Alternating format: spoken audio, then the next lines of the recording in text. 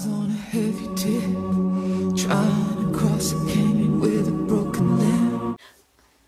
Coucou tout le monde, j'espère que vous allez bien. Aujourd'hui je reviens avec une vidéo favori de l'hiver parce que ça faisait longtemps que j'en avais pas faite et puis vu qu'on arrive bientôt au printemps, je me suis dit que c'était l'occasion d'en faire une. Comme d'habitude, j'ai plusieurs catégories. Je vais commencer par la catégorie beauté soins. Ensuite j'ai une catégorie vêtements, paperasse, un peu magazine, livre, vous verrez. Et autres, et pour finir catégorie médias, j'ai une quinzaine d'articles à vous présenter aujourd'hui.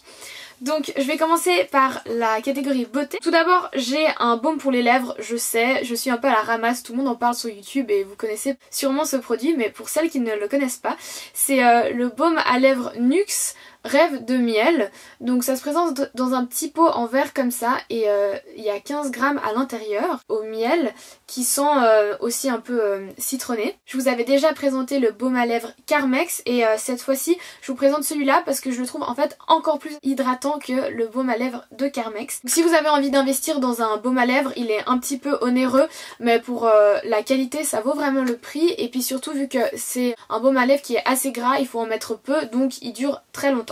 Ensuite, pour continuer un peu dans le thème de l'hydratation, j'ai deux crèmes pour les mains à vous montrer. Donc celle-ci c'est une crème qui se trouve en Suisse.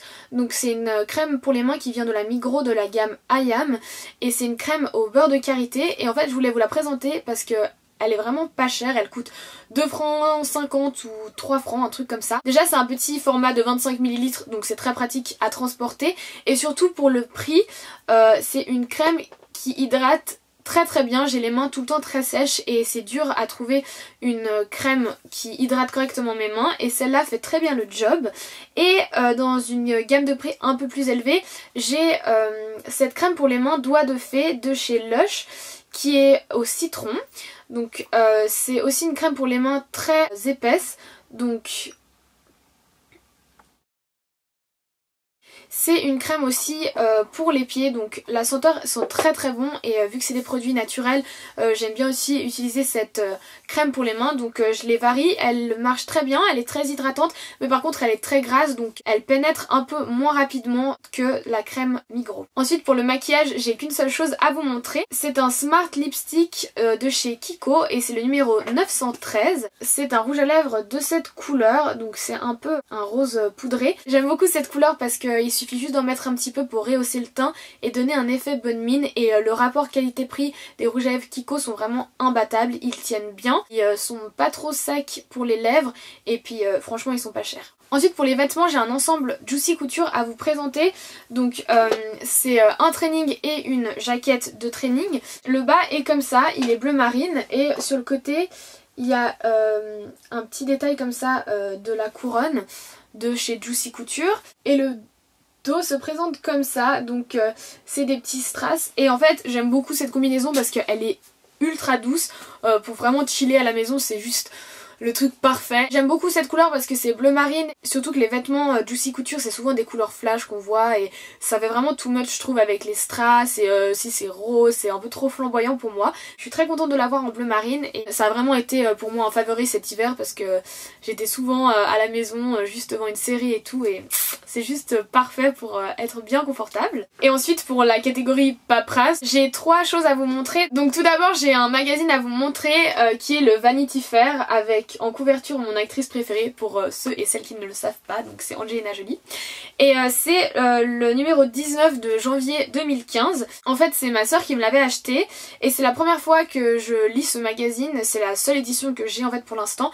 Et je trouvais que c'était sympa aussi de varier les magazines parce que moi j'en lis pas beaucoup et au bout d'un moment c'est assez chiant je trouve de lire tout le temps les mêmes genres de magazines. En fait il y a une longue interview sur elle et plutôt sur sa carrière et sur son parcours plutôt politique, donc je trouvais aussi intéressant d'avoir ce point de vue par rapport à cette personnalité. C'est un magazine assez sérieux, il nous parle de l'actualité politique, économique et aussi tout ce qui se passe dans le monde de photos ou des expos à voir. Donc c'est vraiment un magazine pour grand public et je pense que je le rachèterai parce que j'aime beaucoup comme il est fait et puis franchement il est assez long. Et il y a aussi un article sur l'histoire du portrait illustré par des photos de célébrités et franchement je trouvais que c'était vraiment des articles intéressants à découvrir. Ensuite j'ai un livre à vous montrer, c'est Les yeux jaunes Trône des crocodiles de Catherine Pancol. Donc je pense que vous en avez déjà entendu parler parce que le film est sorti.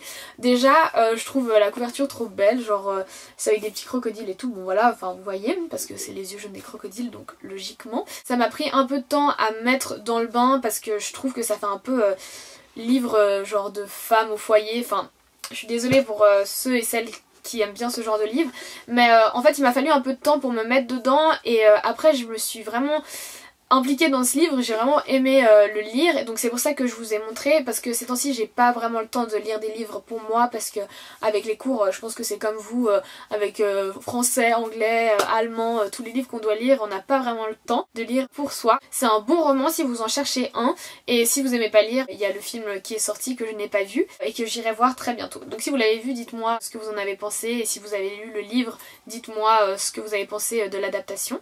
Et ensuite la dernière chose dans cette catégorie à vous montrer, c'est ça. Donc en fait c'est un carnet de dessin. Je sais que c'est un peu improbable, vous allez dire pourquoi elle vous montre ça, mais en fait c'est pour un projet d'art. Donc bon, à l'intérieur il est comme ça. Vous avez peut-être vu une photo sur Instagram d'un des dessins que j'ai fait. En fait c'est le premier dessin que j'ai fait dans ce carnet, donc c'est ça, enfin, c'est genre un poulpe qui détruit Chicago. Et en fait ce projet d'art c'est juste pour le semestre, on devait choisir un carnet personnel. Je vous parle pas souvent de ce que je fais en art et j'avais envie de vous partager ça parce que grâce à ce carnet je peux vraiment exploiter des techniques et puis un peu découvrir ma personnalité à travers le dessin. Vraiment genre je me rends compte après coup les sujets que je choisis, qu'est-ce que ça reflète un peu de ma personnalité. Et dans la catégorie autre, j'ai une seule chose à vous montrer. C'est quelque chose que j'ai reçu pour mon anniversaire en fait. C'est un ukulélé, donc c'est de la marque Union Series, je sais pas si c'est connu, et mon modèle c'est le Tanglewood. Donc il est en bois clair comme ça et c'est la première taille de ukulélé qui existe. Donc comme vous le savez déjà, ma passion c'est la musique et je fais déjà du piano et de la guitare, et j'avais envie d'expérimenter un peu un instrument différent avec lequel je pouvais chanter mais sans avoir besoin d'apprendre complètement un nouvel instrument. En fait c'est très très simple à jouer et c'est un son complètement différent, donc je suis très contente de l'avoir. Et pour terminer dans la catégorie médias, j'ai 3 séries dont j'aimerais vous parler. Je vais pas trop vous faire tout le synopsis de toutes les séries sinon ça va être un peu long. Donc, tout d'abord j'ai recommencé American Horror Story. J'adore cette série, en fait j'avais regardé que 4 épisodes et je m'étais arrêtée il y a un petit bout de temps. Et quand j'ai repris la saison, j'étais vraiment à fond, j'y pensais trop et tout, j'étais vraiment trop à fond avec cette série. Mais là je me suis arrêtée au premier épisode de la saison 4 qui est en train de sortir maintenant. Parce que en fait ça me fait juste trop flipper. Les gens qui ont un peu des malformations dans des freak shows et les clowns et tout, ça c'est vraiment ma phobie, donc j'ai regardé qu'un seul épisode et je peux juste pas regarder plus. Donc pour ceux qui connaissent pas, donc le titre ça dit un peu tout. C'est un peu une série pas d'horreur et d'épouvante, mais c'est vraiment des trucs un peu glauques et gore et angoissants. Et en fait les acteurs principaux restent majoritairement dans toutes les saisons, sauf que c'est chaque saison a un thème différent et les acteurs ont des rôles différents, donc je trouve que c'est aussi intéressant de suivre la progression des acteurs à travers les épisodes, et les acteurs ils sont juste incroyables et les ambiances elles sont trop cool. Et ceux et celles qui regardent Evan Peters, genre no comment, enfin ceux qui regardent voilà ils sauront de quoi j'en pense, enfin il est juste incroyable. Et si vous cherchez un peu une série différente, je vous conseille celle-ci. Ensuite pour ceux et celles qui regardent Breaking Bad, oui malheureusement la série elle est finie, mais je sais pas si vous êtes au courant, il y a le spin-off qui est sorti qui s'appelle Better Call Saul, donc c'est l'histoire de l'avocat Saul. Donc si jamais vous n'avez pas regardé Breaking Bad, vous pouvez toujours la regarder si vous voulez commencer une nouvelle série. En fait elle vient de sortir, j'ai regardé que 2 épisodes et il y en a 5, donc vous avez vraiment rien à rattraper si vous n'avez pas encore commencé. C'est vraiment la même ambiance que Breaking Bad, le même cadrage et le même style. Allez voir le synopsis sur internet, c'est en fait l'histoire d'un avocat un peu loufoque. Et pour la dernière série que j'ai à vous présenter, c'est aussi un spin-off. Donc un spin-off c'est en fait une série dérivée d'une série principale pour ceux et celles qui ne le savent pas. Et là c'est le spin-off de Arrow et c'est de Flash. Donc en fait c'est aussi les aventures d'un super héros, mais de Flash c'est vraiment un super-héros qui se prend pas la tête et tout, et j'avais un peu peur que ça soit trop cliché au début. Les premiers épisodes je trouve qu'ils sont vraiment clichés, mais après en fait ça va de mieux en mieux, les acteurs ils ont l'air d'être beaucoup plus naturels et beaucoup plus dans leur personnage, il y a toujours une bonne intrigue, donc si vous aimez bien l'univers de Marvel ou de DC Comics, je vous conseille vraiment de la regarder. J'ai une application et un site à vous présenter, donc un peu dans le thème des séries, c'est une série qui s'appelle TV Showtime. Sur cette application vous mettez toutes les séries que vous regardez et toutes les séries que vous avez regardées. Ce qui est très pratique surtout, c'est quand vous êtes en train de regarder des séries, c'est assez difficile des fois de savoir quand est-ce qu'elles sortent, ou surtout quand il y a des pauses, on n'est pas toujours très au courant, il faut tout le temps regarder sur Google et c'est un peu galère. Pour ceux et celles qui regardent plusieurs séries en même temps, en fait vous mettez celle que vous êtes en train de regarder et ils vous disent combien d'épisodes il vous reste et surtout quel jour ils sortent, et si jamais il se passe quelque chose, il y a une pause ou comme ça, vous êtes tout de suite averti. Et la dernière chose que je dois vous présenter, donc c'est un site comme je vous l'ai dit, et c'est le site Airbnb. Donc c'est un site qui vous propose des appartements à louer quand vous êtes en voyage, et c'est vraiment un site qui est en pleine expansion. Je m'en suis servi parce que je vais aller à Budapest cet été au Sziget Festival pour ceux et celles qui connaissent, et avec ma meilleure amie on s'est débrouillé pour trouver un appartement sur ce site. Vous pouvez vraiment trouver des appartements très peu chers, bien situés. Après il y a différentes sortes d'appartements bien sûr. Vous avez un contact direct avec les personnes qui vous louent ces appartements. Je vous conseille d'aller sur ce site parce que c'est vraiment un bon plan. Donc voilà, c'est tout pour cette vidéo, j'espère qu'elle vous aura plu et je vous dis à très bientôt.